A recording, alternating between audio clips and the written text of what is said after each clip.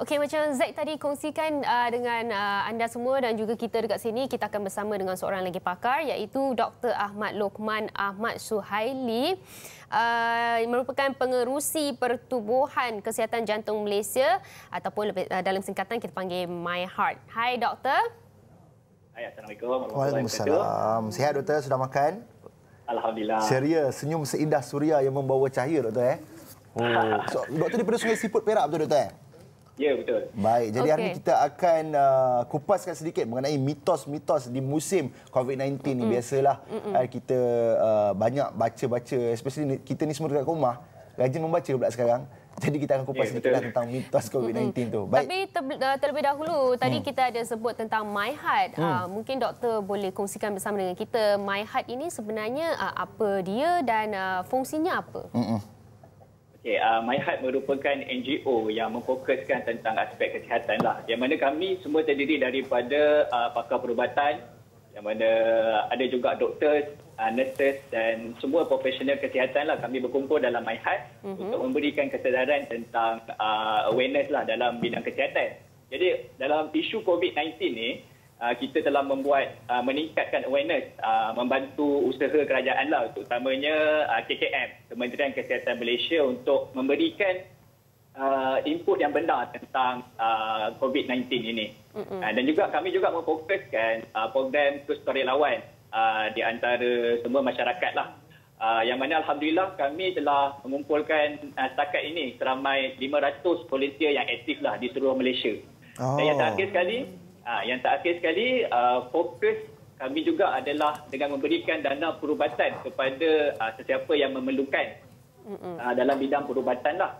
Dalam isu COVID-19 ni, Alhamdulillah, bulan lepas kita telah melancarkan emergency relief fund COVID-19 untuk memberikan sokongan kepada frontliner kita yang telah berjuang untuk membendung wabak COVID-19 ini. Alhamdulillah. Baik Dr. Lokman, rasanya Dr. Lokman, saya ada satu soalan ni di mana saya rasa ramai penonton Borak Kopitiam, ramai orang di dunia pun sebenarnya, di Malaysia khususnya, tanya soalan ni, di mana apakah perbezaan hand sanitizer yang dipakai oleh kita biasanya untuk keluar, especially frontliners, mereka perlukan ini sebab mereka tak ada sinki 24 jam di depan mereka, dan apa tu basuh tangan. Apa beza hand sanitizer dengan basuh tangan? Mana lagi afdal? Ada sampaikan dekat rumah tu Dr. Lokman, hand sanitizer ni habis sebab apa? Semua nak guna hand sanitizer. Kata lagi bagus, ada alkohol dan sebagainya. Basuh tangan ni biasa. Jadi mitos itu Dr. Lokman, mungkin Dr. Lokman boleh kupaskan sedikit. Okey, kedua-dua kaedah hand sanitizer ataupun hand washing ini dia berfungsi untuk membunuh virus. Kalau untuk virus COVID-19 ni memang kita anjurkan supaya kita mengamalkan sekerap mungkin hand washing ataupun hand sanitizer. Cumanya terdapat perbezaan kaedah lah di antara kedua cara ini. Yang mana kalau dekat hospital, saya sebenarnya lebih prefer lah, lebih baik untuk saya menggunakan kaedah hand washing. Kerana hand washing ini kita di samping kita membunuh virus itu, kita juga telah sekaligus kita membersihkan kotoran-kotoran yang berada pada tangan kita. Sebab kita menggunakan air yang mengalir dan sabun yang betul lah. Tetapi secara praktikalnya kita boleh gunakan hand sanitizer apabila hand washing kita tak dapat gunakanlah. Seandainya kalau kita tak ada sumber air dan sabun. Jadi pesanan saya dalam isu COVID ni, kita boleh amalkan dua-duanya. Tetapi yang lebih utama tu adalah hand washing. Betul. Baiklah, harap anda dekat rumah dapat terima mesej ni, basuh tangan. Jangan ingatkan ada sanitizer, tak payah basuh tangan ya. Okey, baiklah doktor, selain daripada sanitizer, satu lagi benda yang cukup orang kata sekarang pentingkan adalah pemakaian penutup mulut dan juga hidung. Mungkin doktor boleh beritahu kita dan juga penonton di rumah, siapakah sebenarnya yang patut pakai dan apakah jenis-jenis mask yang boleh dipakai? Sebab ada penonton namanya Michelle Cham bertanya, adakah 3-ply mask kita patut pakai ataupun surgical mask? Yang mana satu sebenarnya? Okey, sebenarnya surgical mask dengan 3-ply mask ni, dia adalah satu benda yang samalah. Jadi kalau kat hospital, kita memang memakai 3-ply mask ini kerana 3-ply ini dia mampu menyaring sepenuhnya virus. Jadi dia akan mencegah virus masuk ke dalam badan kita lah. Tetapi saya nak berkongsi 3 jenis face mask dalam penggunaan kita selain daripada 3-ply mask ni yang antara lain penutup mulut yang dipakai oleh petugas kesihatan adalah dinamakan N95. Yang mana N95 ni dia lebih baik daripada 3-ply mask kerana dia lebih menutup kita punya hidung dan mulut daripada jangkitan virus. Jadi ini digunakan oleh frontliner kita lah di hospital. Dan kemudian satu lagi yang kita nak pesan kepada masyarakat di luar sana agar penggunaan penopeng Penutup mulut dan hidung. Penutup muka yang diperbuat sendiri tu. Perbuat sendiri daripada kain dan span itu tidak berupaya untuk mencegah virus daripada masuk ke badan kita. Jadi ini yang saya tengok masyarakat sekarang ni ada yang pakai tisu, ada yang pakai pakaian sendiri untuk menutup muka mereka. Apa yang disarankan itu adalah kita menggunakan 3-ply mask. Faham. Ui, baru tahu ni maknanya pakai buat macam ninja semua salah sebenarnya. Okey. Doktor, lagi soalan seterusnya di mana sekarang ni ramai orang kuarantinkan diri mereka dekat rumah. Tapi ada juga kelompok yang mereka di dalam golongan nak kata ekstremis pun nak letak dia ekstremis pun macam tak kena juga kan. Tapi sebenarnya langkah-langkah kuarantin ni sebenarnya doktor, apa dia langkah-langkah kuarantin ni? Adakah kita tak boleh nak berkongsi tandas sebagainya, tak boleh kongsi pinggan, mangkuk, cawan apa semua. Jadi adakah memang betul-betul orang yang kuarantin ni orang yang kena duduk berhasilkan kena seorang-seorang? Okey. Kalau apabila kita diarahkan oleh doktor untuk kita kuarantin, apa yang dianjurkan menurut guideline yang telah digariskan oleh KKM adalah untuk kita duduk di dalam bilik.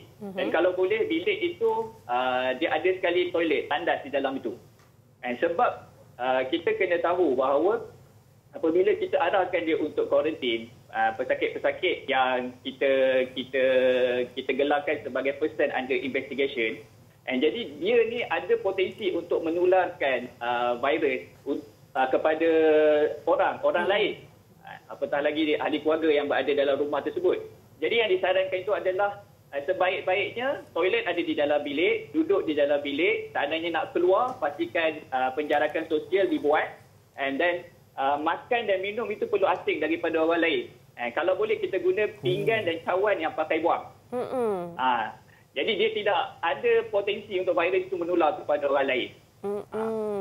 Okey, yang itu mengenai cara-cara, salah satu cara untuk kita orang kata tak nak berjangkitkan kepada keluarga kita.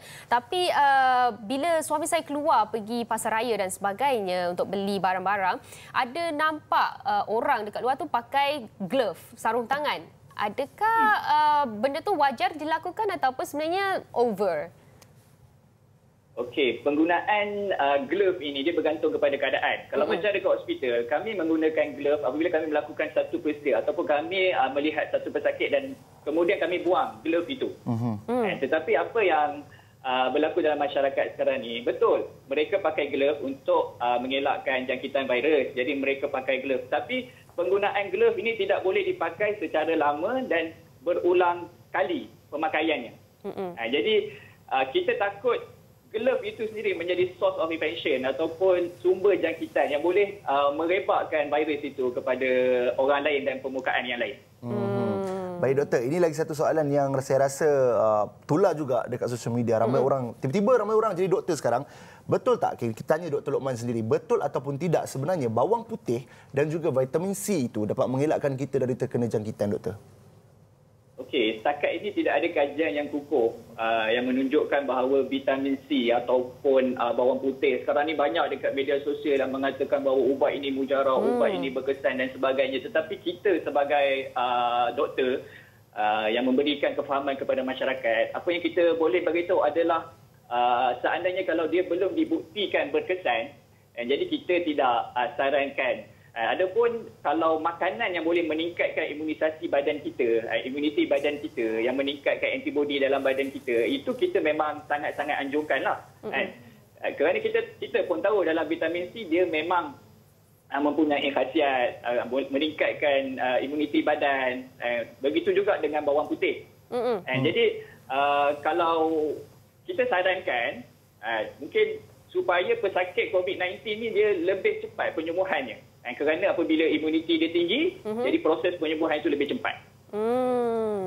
Okey, yang itu dari segi pemakanan pula. Ada juga tular di social media yang mengatakan bahawa kuman virus COVID-19 ini dia akan mati dekat suhu 26 hingga ke 27 darjah. Jadi mereka menyarankan rakyat Malaysia supaya untuk minum air panas, air suam dan sebagainya. Betul ke doktor? Okey, memang sekarang ini tular di media sosial mengatakan okey, kita kena mandi air panas, minum air panas secara kerap. Tetapi menurut garis panduan itu dikeluarkan oleh WHO, Pertubuhan Kesihatan Dunia, menunjukkan bahawa dua cara ini terbukti tidak mengenai apa-apa kesan lah kepada COVID-19 ini. Jadi kita kena faham bahawa COVID-19 ni dia tersebar melalui titisan pernafasan. Yang mana titisan pernafasan ni dia akan pergi kepada sel mukosa yang terdapat pada kita punya hidung, mulut ataupun mata kita. Daripada situ kita dah masuk kepada sel. Jadi minum air itu dia akan masuk ke dalam saluran pencernaan.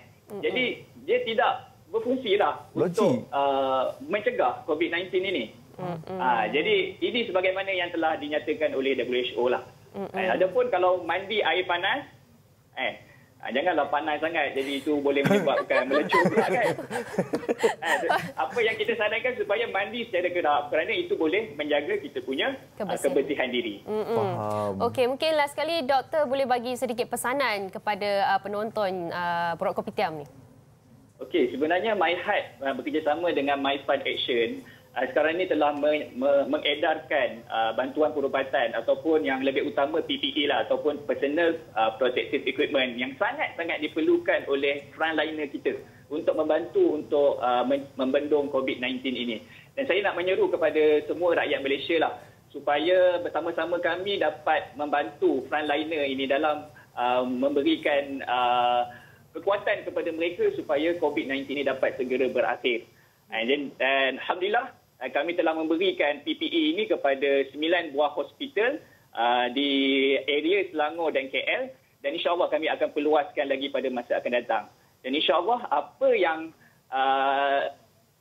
kami targetkan, kami hendak kumpulkan sebanyak 500,000, yang mana kami alhamdulillah sekarang ini kami telah mengumpul sebanyak lebih daripada 200,000. Untuk bulan ini kami nak target sebanyak 500,000 untuk kami edarkan face mask, hand sanitizer, kemudian ada satu inovasi yang baru, terowong sanitizer. Yang mana terowong sanitizer ini merupakan inovasi baru untuk kita membunuh kuman yang berada pada diri kita, satu badan kita. Okey, terima kasih doktor. Jadi insya-Allah mudah-mudahan apa yang sedikit usaha yang saya lakukan ini bermanfaat bagi seluruh rakyat Malaysia. InsyaAllah. Amin. Terima kasih banyak doktor. Thank you for your time. Itu dia Dr. Ahmad Lokman Ahmad Zuhaili, Pengerusi Pertubuhan Kesihatan Jantung Malaysia. Terima kasih doktor. Assalamualaikum. Waalaikumsalam warahmatullahi wabarakatuh. Baik, wow, macam-macam perkongsian. Jadi itulah terjawab, itulah benda yang kita kena tahu antara mitos-mitos yang kerap kita dengar terutama sekali waktu COVID-19 ini.